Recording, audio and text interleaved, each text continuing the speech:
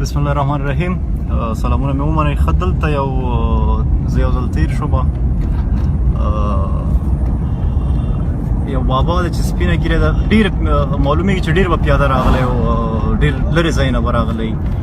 ورځو ما سره د ملګرو لږې روپۍ جیب کې دي، ته زه بل چېرته کوبک لپاره راغلی وم. کاکا سلام علیکم. صحت دې ښه دی؟ خلاري ده په خیر یې؟ کوم ځای نه راغلی؟ زه؟ هو زه دې کلي ولې؟